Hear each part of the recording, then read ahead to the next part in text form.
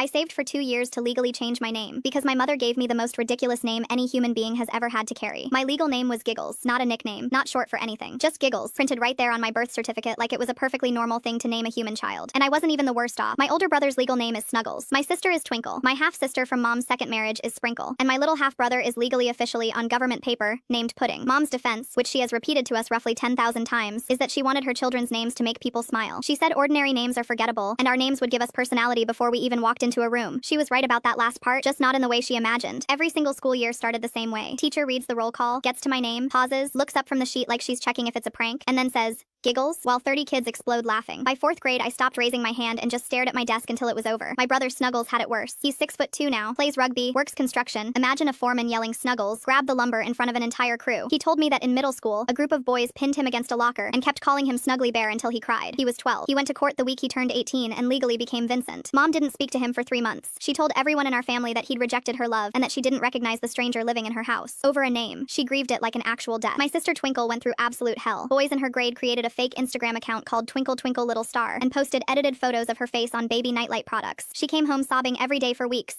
When she begged Mom to let her go by her middle name Claire, Mom said she was letting bullies win and that if she embraced her name with confidence, people would eventually respect it. She never embraced it. She just went quiet. The moment that broke me was a job interview last spring. I'd applied for an entry-level position at a marketing firm. Walked in wearing my best outfit, resume printed clean, fully prepared. The interviewer looked at my application, paused, and said, "Your name is Giggles?" I said yes. He pressed his lips together trying not to laugh and asked if it was a stage name. I told him it was my legal name. The energy in the room completely shifted. He couldn't take me seriously after that. I watched it happen on his face in real time. I never got a call back. A few weeks later, I went on a first date, and when I introduced myself, the guy laughed and said, "No, seriously, what's your real name?" When I told him that was my real name, he spent the rest of dinner making jokes about it like he was doing stand-up comedy. I excused myself before dessert and cried in my car. That night, I called my brother Vincent and told him I was done. He walked me through the entire process. Every form, every filing fee, every court date. The total came to almost $500 in my state. I was a part-time barista making barely above minimum wage. $500 felt like $5,000, but I started putting aside every single tip, every leftover dollar from each paycheck. I stopped eating out completely. I wore the same 3 outfits to work for months.